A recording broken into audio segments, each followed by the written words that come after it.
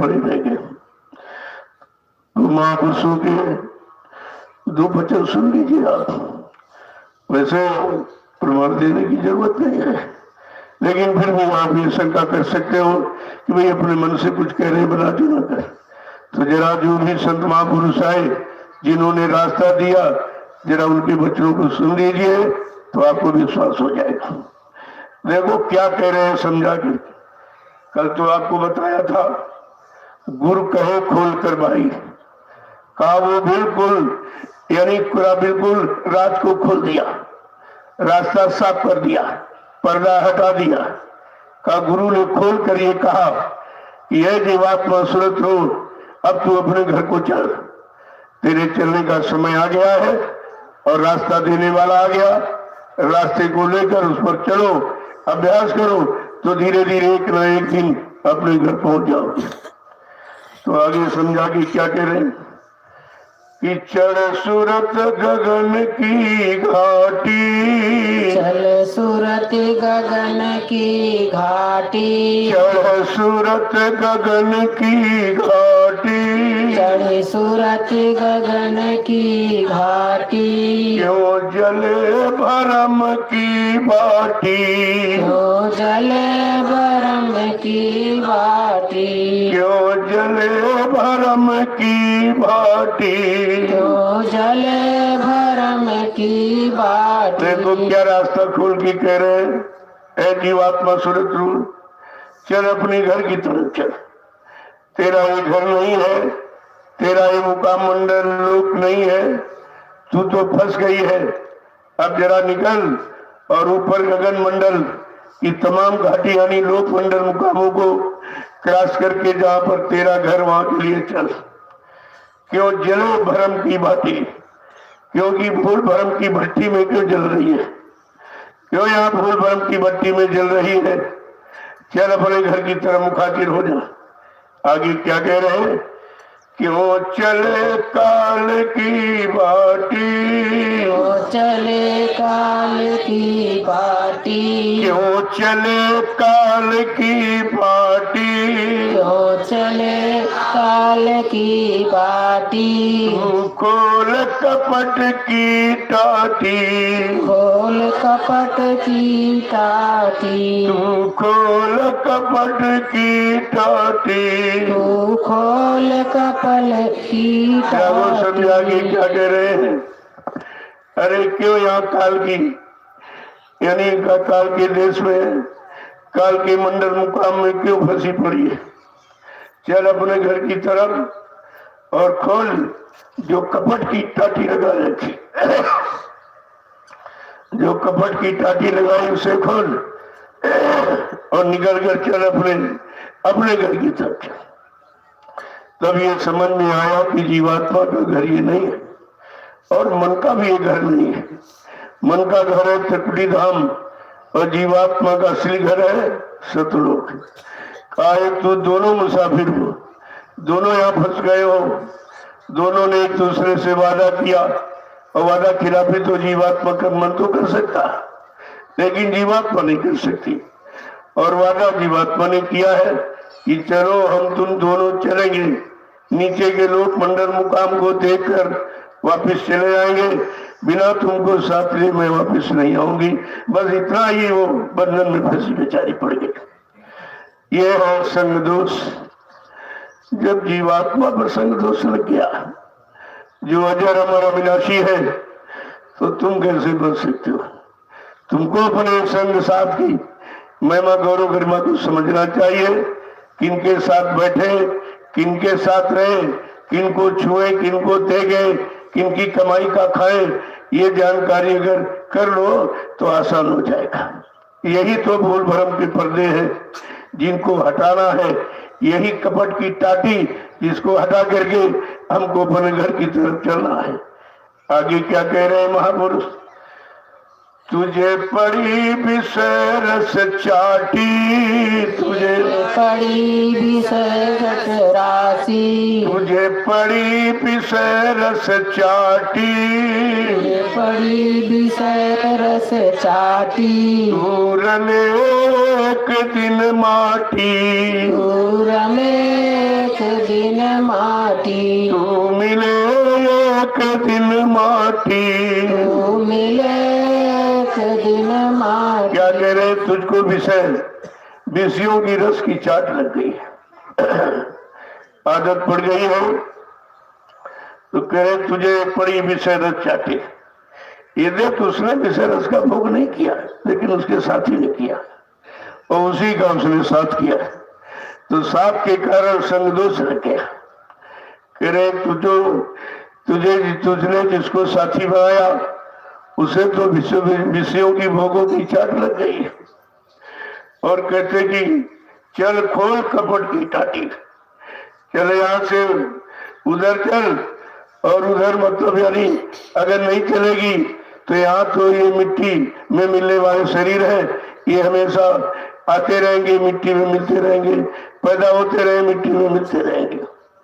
आगे क्या कह रहे हैं, कितना समझा के कह रहे हैं कि सौदा कर सतगुर हाटी, सतगुरु हाटी सौदा कर सतगुर हाटी, सौदा कर सतगुरु हाटी। चल खोलो घट की टाटी, चल खोलो घट की टाटी, चल खोलो घट की टाटी, चल खोलो घट की टाटी। चल सूरत गगन की घाटी, सूरत गगन की घाटी, क्यों जले भरम की भाटी।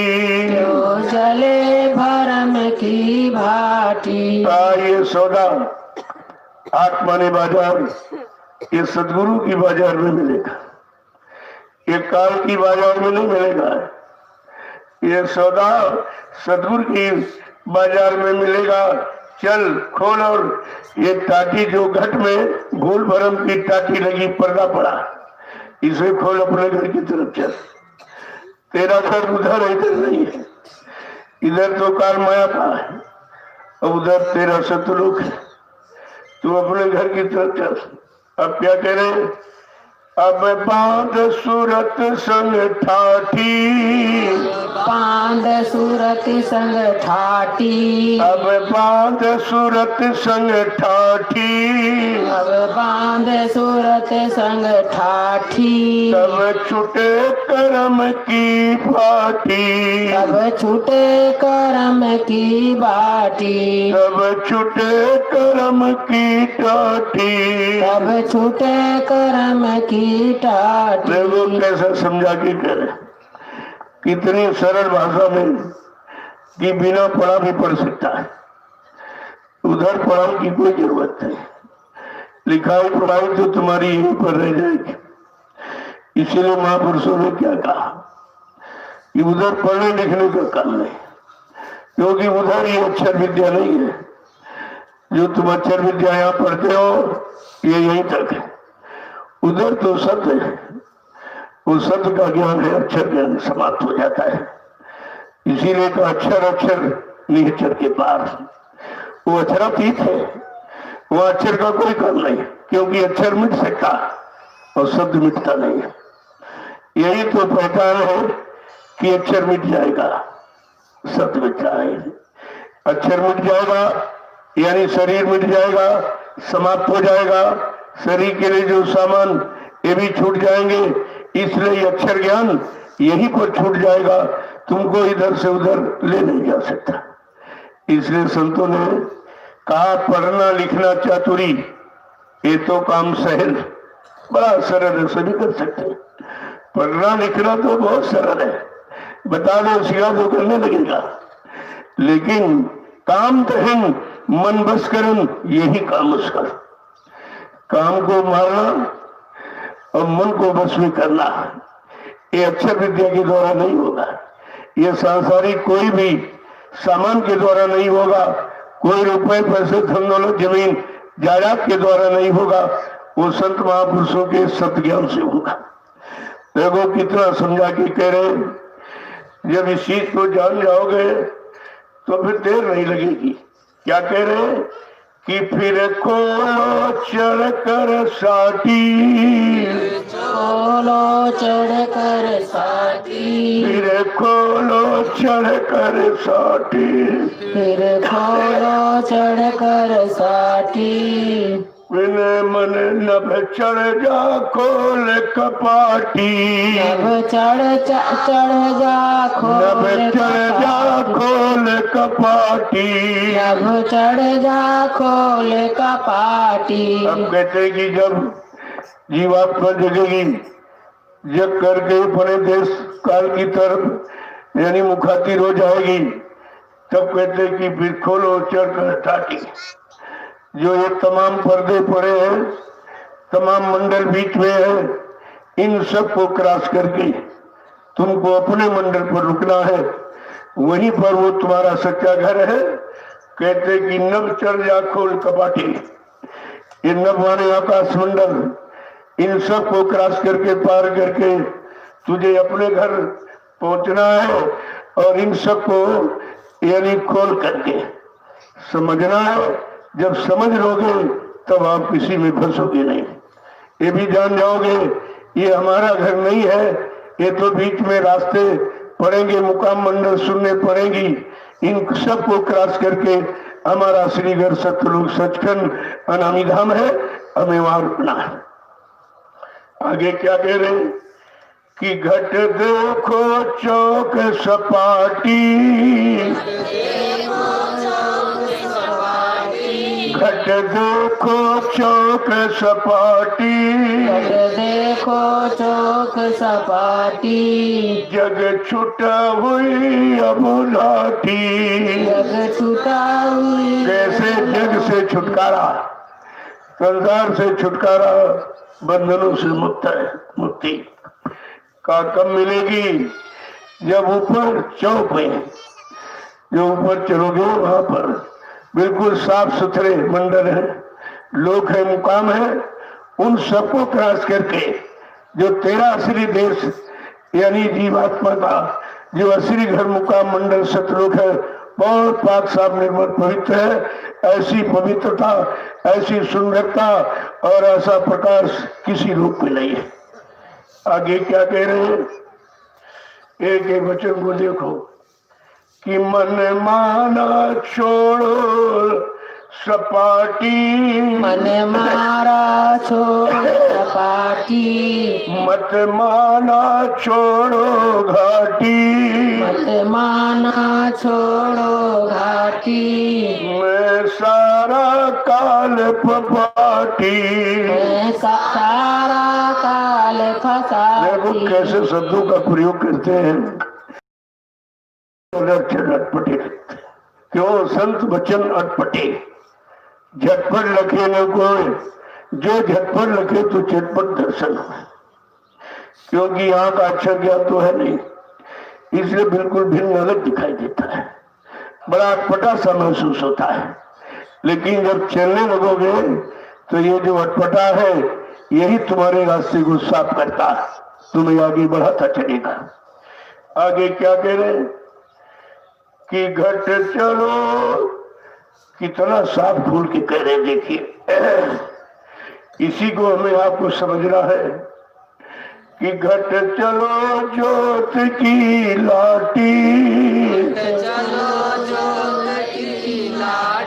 घट चलो ज्योत की लाटी, घट चलो ज्योत की लाटी। मैं सतगुरु दर की माटी, मैं सतगुरु दर की बाटी, मैं सतगुरु दर की भाटी, मैं सतगुरु दर की भाटी। चढ़ सूरत गगन की घाटी, चल सूरत गगन की बाटी। क्यों चले भरम की भाटी। क्यों चले भरम की बाटी समझा बाटी। के कह रहे हैं सूरत की बात पर, तू चल अपने घर की तरफ चल, यहाँ एक काल की भट्टी में क्यों जल रही है? ये कर्मों की भट्टी लगाऊं उसमें, इसी कर्मों की भट्टी में सबको जला रहा है। जरा इसको छोड़ और अपने घर की तरफ चल। तेरा कितना साफ सुथरा सुंदर देश है, जहाँ अंधकार का नामो निशान नहीं है, गंदगी कहीं शर्मा दिखाई नहीं देती है। ऐसे सुंदर देश की तू रहने वाली है, अरे तुमने ऐसे को साथी बना लिया, उसके संग दोष के कारण तो यहाँ भटक रही है, यहाँ पड़ी है। चल देखो, जो काल माया ने जीवात्मा को फंसा लिया, जो अजर अमर अविनाशी चेतन है, तो फिर कौन बचेगा? यहाँ पर कोई चीज नहीं बच सकती जो उसके अधीन न हो, और पराधीन रहकर हम सुख शांति प्राप्त नहीं कर सकते। इसलिए काल की दास्ता और गुलामी से मुक्त होना पड़ेगा। लेकिन काल की दास्ता गुलामी से किसने मुक्त कराया? कौन स्वतः मुक्त हुआ है, उसी की तो तलाश करनी है। तभी कहा कि सतगुरु खोजो रे प्यारी, जगत में दुर्लभ रतन ये। कहा उस सतगुरु, उस समृद्ध मालिक की खोज करो, जिसने इन सब को पाया है, इन सब को जाना है, इन सब से अलग थलग खड़ा है। वो मिल जाएगा, हमें आपको इन सब से छुटकारा दिला देगा और हमें सच्चे घर मंडल मुकाम को पहुंचा देगा। ऐसे सतगुरु की खोज करो, सतगुरु खोजो रे प्यारी, जग में दुर्लभ रतन है। ऐ जीवात्मा सुरत लो, तो ऐसे सच्चे समृद्ध सतगुरु की तलाश कर, जिन्होंने सारे लोक मंडल मुकाम को देखा और जाना है, और आना और जाना जिनका रोज का काम है, वो मिल जाएंगे तो हमारा आपका काम भी सरल कर देंगे। फिर हमें आपको करने की जरूरत नहीं है, केवल करने कराने वाले को पकड़ लेना है। जब अवसर हो जाएगा तो काम हो जाएगा। और मिलने पर भी लोग नहीं पहचान पाए, सब भूल भरम में रह गए। किसी को पहचान नहीं हो पाई जिसने अपनी पहचान में 60 वर्ष खर्च किए। 10 जुलाई 1952 से 2012 ये मथुरा से जानकारी प्रारंभ हुई और सारे देश में घूम घूम कर सबको जानकारी दी गई। लेकिन कितने जानकार बन पाए, किसने वो जानकारी ली और जानकार बनकर कौन अपना काम बना पाया? का वो तो कोई बिरला ही है, कोई बिरला जो सदगुरु पर आत्मसमर्पित भाव से रह रहा है। उनके सिवा न किसी को जानता है, न पहचानता है, न मानता है, न किसी को अपने अंदर जगह देता है। ऐसा निश्चल भक्त उस समृद्ध दाता को पहचान लेता है, उसी का काम हो जाता है। कभी कहा था बच्चा, मेरे इस आध्यात्मिक सत्संग को सुनने वालों की संख्या हिंदुस्तान में करोड़ों होगी, लेकिन लेने वाले कोई 1000-500 होंगे, लेकर संभाल कर रखने वाले को 200-400 होंगे, और संभाल कर निरंतर चलकर अपनी मंजिल पर पहुंचने वाला कोई बिरला ही होगा। लोगों कितनी बड़ी संख्या और कितनी रह गई, पाने तक कितनी रह जाती है। इसलिए कितने और चले गए, आते रहेंगे जाते रहेंगे। ये तो जीवों का अपना स्वभाव है, आए चले गए आए चले गए। लेकिन ठहरने वाले कितने, और ठहर करके अपना काम बनाने वाले कितने? अगर ये विचार आप करते रहो तो तुम किसी में फंस नहीं सकते, तुम्हें कोई नहीं फंसा सकता। कोई अपने लोभ लालच में, झूठे कपट में आपको फंसा नहीं सकता। लेकिन जहां वचनों को भूल जाओगे वही फंस जाओगे। तुम्हें वचन ही फंसाने से बचाएगा। इसीलिए संत महापुरुष जब आए तो उन्होंने वचनों को ही जारी किया और कुछ नहीं किया। सर्वप्रथम सत्संग सुनाना प्रारंभ किया और कहा कि सत्संग सुनाते सुनाते मैं परिवर्तन करके दिखा दूंगा। ये सब कहा। तो सत्संग तो बहुत जरूरी है। अब तुम्हारी समझ में कब आएगा? धीरे धीरे धीरे धीरे ये वचन तुम्हारे कान में जाते रहेंगे। भले तुम न समझो, न स्वीकार करो, लेकिन वचन जब कान में जाएगा तो कानों की गंदगी को साफ करेगा। उसका काम है, तो वचनों का काम है आपको सब तरफ से बचाएंगे, सुरक्षित रखेंगे और पाक साम निर्मल पवित्र करके घर पहुंचाएंगे। वो अपना काम बंद नहीं करेंगे। अब उनके काम को कितने लोग समझ पा रहे, कितने उस पर चल पा रहे, कितने स्वीकार करके मजबूती से दृढ़ता से रह पा रहे। यही सब चीज समझने की चीज है, और यही समझने की आपको ये मौका दिया गया कि अपनों को समझो और अपने सामने वाले को समझो, जिसको देख रहे हो, जिनको पकड़े उनको भी समझो कि वो तुम्हारे काम में सहयोग कर रहा है कि अपनी तरफ तुम्हें खींच रहा है। अगर ये सब भूल जाओगे तो व्यवस्था फिर बिगड़ जाएगी। व्यवस्था बिगड़ने का कारण नासमझी है, और नासमझी का दूसरा नाम अज्ञानता है। जहां ज्ञानता होगी वहां शून्य हो जाएगा, वही अंधकार और वही भूल भ्रम खड़ा हो जाएगा और तुम्हें सच्चाई से बहुत दूर उठा के फेंक देगा। इसलिए जब जब मौका मिल जाए सत्संग में आने का, तो ये समझ लो हमारा कोई पुण्य कर्म जगह है जो हमको सत्संग में ले आया। आप नहीं आओ, आपका पुण्य कर्म तुमको पकड़ के ले आया है, क्योंकि पुण्य कर्म का काम ही है पुण्य पुंज बिन मिले न संता, और संत बिना सूझे नहीं पंथा। बिना पुण्य कर्मों के संत महात्माओं का मिलन नहीं होता है, और जब संत महात्मा नहीं मिलेंगे तो जीवात्मा को परमात्मा से कौन मिला सकता है। यही बात आपको समझनी थी। इसी बात को समझाने के लिए कितना समय दिया गया। इतना समय मित्र मंडल में किसी ने नहीं दिया जितना समय सम्राटदाता दयालु ने दिया। और ऐसे नहीं, समझौती के साथ बड़ी सरल भाषा में, बड़े बड़े ही सरल शब्दों में आपको समझाया गया, क्योंकि उधर कोई शब्दों की तोड़ मरोड़ नहीं है, बिल्कुल सीधा रास्ता है। यहाँ तो लोग शब्दों में तोड़ मरोड़ कर देते हैं, अपने अनुसार समझाने बताने लगते हैं जिनमें उनका स्वार्थ हल हो, लेकिन वो प्योर परमार्थ के शब्द है, उधर कोई मिलोनी रचना नहीं है। अब हमें आपको समझना है कि हमें अपने घर जाना है कि काल की नगरी में और रहना है। जब तक ये निश्चय नहीं करोगे तब तक चलने की तैयारी कैसे करोगे। यहाँ तो रोके आपने देख लिया, करके भी देख लिया, कितना समय निकल गया, जन्म और मरण के सिवा हाथ कुछ नहीं लगा। पैदा हो गए फिर मर गए, फिर पैदा हो गए फिर मर गए। ये उसका खेल है, इसी खेल में सबको खिला रहा है।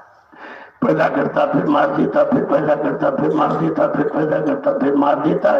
यही अपने देश चलाने की उसकी नीति रहती है, इसी तो चला रहा।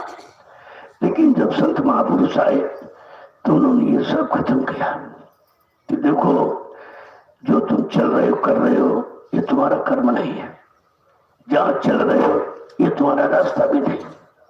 चलते रहोगे मंजिल नहीं मिलेगी, क्योंकि जब तक मंजिल का ज्ञान कराने वाले संत महापुरुष नहीं मिलेंगे तब तक हमें आपको अपनी मंजिल का भी ज्ञान नहीं होगा।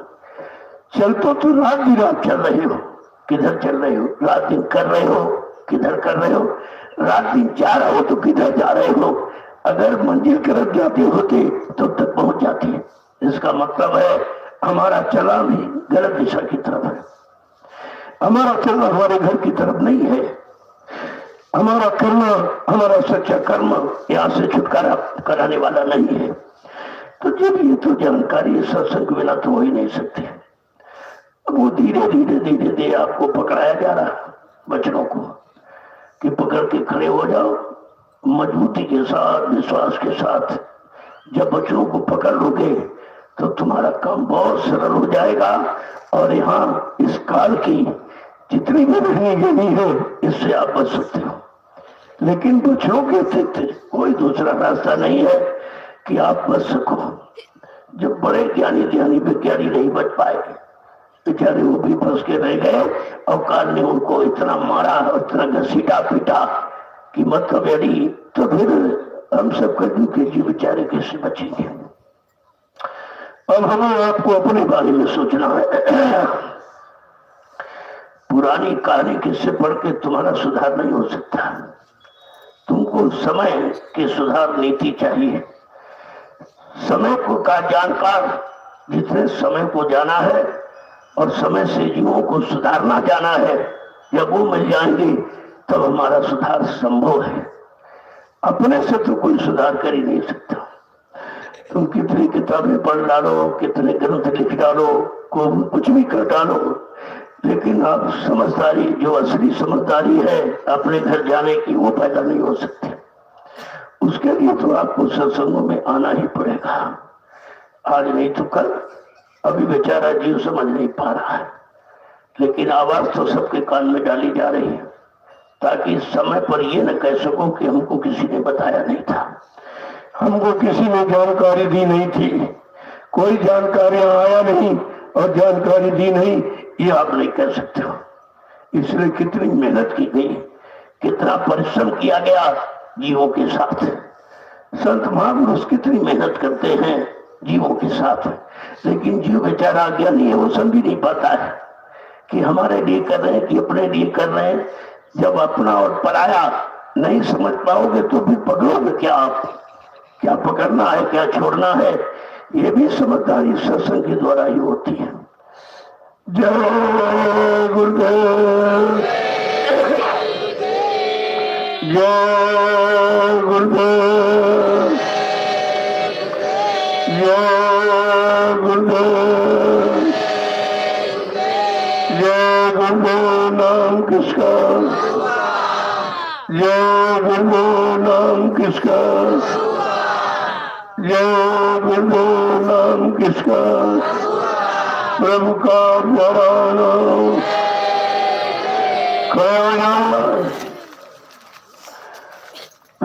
बहुत जरूरी है खड़े होने का मकसद। अर्थ क्या क्यों बताया जा रहा, खड़े हो जाओ रोज कहा जाता, खड़े तो रोज उठते बैठते बैठते सब काम करते, लेकिन किस काम के लिए खड़ा होना और किस काम को करने के लिए बैठना है। अगर इतनी भी जानकारी हो जाए तो खड़े और बैठने की स्थिति को आप समझ सकते हो। सदगुरु दयाल के वचनों को पकड़ कर खड़े हो जाओ, अपनी मंजिल को तय करो, चल पड़ो और बैठो तो साधना के लिए बैठो। मन को कंट्रोल नियंत्रण में करने के लिए आपको बैठना है, साथ में मन को बैठाना है। शरीर बैठ गया लेकिन मन नहीं बैठता है। आप इतनी देर आप बैठे हो, लेकिन ये अनुमान लगाओ तुम्हारा मन कितनी देर बैठा, वो तो बाहर निकल गया, तो आप बैठे ही कहाँ हो। शरीर की बैठक नहीं मानी जाती, मन की बैठक है। शरीर तो बैठा लो, चाहे खड़ा कर लो, चाहे लेट जाओ, वो तो जड़ है, वो तो जड़ है, किसी तरह आप इसको मोड़िए। लेकिन मूल है मन, जो मन को समझ ले।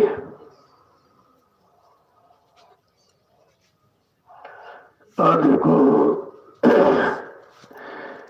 जो मैंने प्रचार प्रसार जब प्रारंभ किया था, वो तारीख आज 6 नवंबर, प्रचार प्रसार अभियान दिवस, मैं इसको मनाता हूँ और मैं जहाँ रहता हूँ वही मनाता हूँ। मनाने का मतलब जानकारी से है, और उसके मनाने का कोई अर्थ नहीं होता है जानकारी। अब ये जानकारी क्यों दी गई जीवों को, जीवों के कान तक आवाज क्यों पहुंचाई गई। जो मैंने शुरुआत किया था वो 6 नवंबर, तो ये तो लोगों को इस तारीख का जानकारी से कराई जाती है। अब आप हिसाब लगाओ कितना समय निकल गया तुमको समझाने में, तुम्हारे कान तक सच्ची आवाज पहुंचाने में, तुमको सही दिशा का ज्ञान कराने में कितना समय दिया गया। तो जब ये तिथियां इसीलिए महत्वपूर्ण होती है। अब ये जो काम करता है तो वो जानता है, वही उसको मनाता है। बाकी मैंने पूरे देश में मनाने का कोई आह्वान नहीं किया है, मैं जहाँ रहता हूँ वहां इसको मनाता हूँ। मनाने का मतलब है इसकी जानकारी देता हूँ कि इतना समय निकल गया, आपके कानों तक आवाज पहुंचाते पहुंचाते, और आप कितना जाग पाए हो, कितना खड़े हो पाए हो, कितने चलने की तैयारी में तैयार हो पाए हो, ये तो आपको विचार करना चाहिए। तो उसके बारे में पूछा भी, ये त्योहार नहीं है, तो त्योहार है, लेकिन आज नहीं समझोगे ये प्रचार प्रसार क्यों कराया गया। अगर यहाँ पहले से जानकारी होती तो जानकारी क्यों देते, क्या जरूरत है। लेकिन जानकारी नहीं थी, इसीलिए इसकी जानकारी दी गई है। वो 6 नवंबर है, प्रचार प्रसार अभियान दिवस के रूप में मैं उसको मनाता हूँ। जहाँ रहता हूँ वहीं मनाता हूँ। और आपको भी उसकी जानकारी मिल जाए तो जानकारी देते देते कितना समय निकल गया है। जब लोगों की समझ में नहीं आया तो मैंने इसको विराम दे दिया। केवल ये बता दिया भाई 6 नवंबर उसको याद रखिए, तारीख है और प्रचार प्रसार अभियान दिवस के रूप में इसको मनाया जाता है और लोगों के कान तक आवाज पहुंचाई जाती है। आप सब मिलकर इस आवाज को आगे बढ़ाओ। मतलब मनाने का ये है। जब ये आवाज आगे बढ़ती जाएगी, लोगों के कान तक पहुंचती जाएगी, तो धीरे धीरे उनके अंदर भी चेतना आएगी, वो भी चेतेंगे, जागेंगे। ऐसा नहीं है अभी है जितनी ज्यादा गंदगी है उतना ज्यादा समय लग रहा है। अगर 5 साथियों मिले होते तो अभी तब तक सचिव आ गया होता। लेकिन बात तो असली है, कोई ऐसा नहीं मिला जिसके सिर पे सेहरा बांध दिया जाए सचिव का। उसी की तो पहचान की जा रही, भाई कौन ऐसा है जिस पर सचिव का सेहरा बांधा जाए और सचिव की पूरी यानी कथनी करनी उस पर लागू की जाए। उसी की तो तैयारी हो रही है। एक तरह से नहीं, तमाम तरह से तैयारी की जा रही है। एक तीर से हजारों निशाने होंगे। अब ये बात इतनी जल्दी समझना आसान नहीं है, लेकिन धीरे धीरे जब आप कामों को देख रहे हो तो तुम्हारी समझ में सब आने लगा। नैमिषारण्य की भूमि पर जो हो रहा ये किसी के दिल दिमाग में नहीं था यहाँ कुछ होगा। इस भूमि की जानकारी नहीं किसी की थी। ये 88,000 ऋषियों ने इतनी मेहनत परिश्रम करके और त्याग करके इस भूमि को पावन पवित्र बनाया, तो इस भूमि की पवित्रता का लाभ किसको मिलेगा, कब मिलेगा? क्या उनकी तपस्या व्यर्थ चली जाएगी? क्या उनका समय बेकार चला जाएगा? ऐसा नहीं है। इसलिए गोस्वामी जी महाराज जो गहरे संत थे, जिन्होंने रामचरितमानस लिखा, उन्होंने इसका पूरा परिचय दे दिया है कि तीर्थ पर नैमिष विख्याता अति पुनीत साधक सुखदाता। बड़ा साफ साफ शब्दों में लिख दिया। ये तीर्थ, तीर्थों का तीर्थ है नैमिषारण्य, और ये पावन पुनीत है। लेकिन लाभ किसको मिलेगा? जब किसी संत के साधक या नाम की साधना करेंगे। साधकों को सुख देने वाला है। पुजारी पुजारियों को शारीरिक कोई क्रिया, कोई साधना करने वालों के लिए नहीं लिखा है। साधक सुखदाता, साधकों को सुख देने वाला साधक, जिसने तन मन वचन इंद्रियों को साध लिया। जो शाकाहारी सदाचारी ब्रह्मचारी उसी को साधक कहते। ऐसा साधक मिल जाएगा तुम्हारे मन की कचाई को निकाल देगा। इसीलिए संग साथ अच्छे लोगों का करो, जो परमार्थी रास्ते पर चल रहे हो, परमार्थी सेवा में लगे हो, तो तुमको लगा लेंगे। तुम्हारा भी काम यानी काम में सहयोग कर देंगे। जब तक तुम कोई साथी ऐसा नहीं चुनोगे तब तक कुछ नहीं होगा। अकेला क्यों नहीं कुछ कर पाया, उसको तो सहयोग चाहिए। अब तुम्हारा सहयोग कैसे लोगों से है, तुम्हारी मित्रता दोस्ती कैसे लोगों से है, बस वैसी आदत प्रवृत्ति तुम्हारी बन जाएगी। फिर तुम अपना जीवन में सुधार नहीं कर सकते। इसलिए संग साथ बहुत सोच समझ के करना है। जय गुरुदेव, जय गुरुदेव, जय गुरुदेव, जय गुरुदेव। नाम किसका? जय गुरुदेव। नाम किसका? जय गुरुदेव। नाम किसका? प्रभु का प्यारा नाम। जोर से बोले, सब मिल बोले, बोलना होगा अभी से बोले। दुख दर्द हरेंगे, सब कष्ट हरेंगे, सुख शांति भी देंगे।